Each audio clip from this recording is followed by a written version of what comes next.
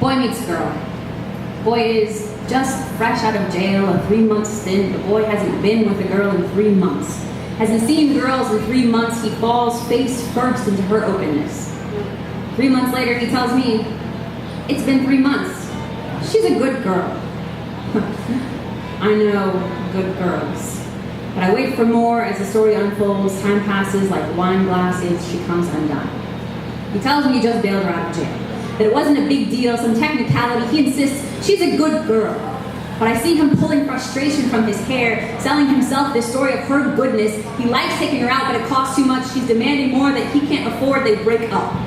He tells me that in the heat of a morning argument, when she tells him to take a shit and leave, that she calls him a nigger. But he couldn't believe the word came from her mouth. The betrayal. I tell him, I am not surprised. We've been here before.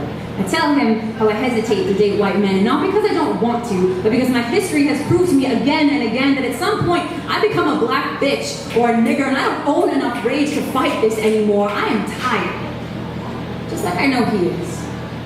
A few days pass, and he tells me they were just hanging out. He asks, what do you think? What should I do? I say no. I'm sorry. No. But people make mistakes. She lost her temper. People say things in the heat of the moment. And I say, yes, this is true. There are people who say things in the heat of moments, but there are also people who don't. There are people who might call you an asshole or a piece of shit or say screw you and leave. And then there are people who call you a nigger. Nobody has any words in the heat of anything that they didn't allow in the first place.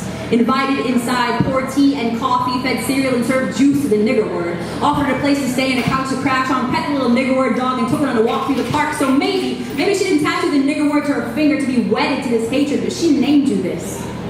She knows it well. Tell her, I don't understand your deliberations. How can I tell you in a way that you will hear me? Someone who calls you a nigger is not your friend.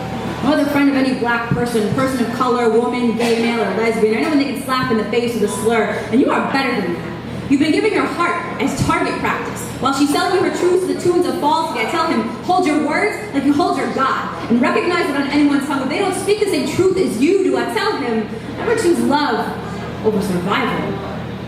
So I hear that it's been 3 months, and I hear she's a good girl, but I know there are better women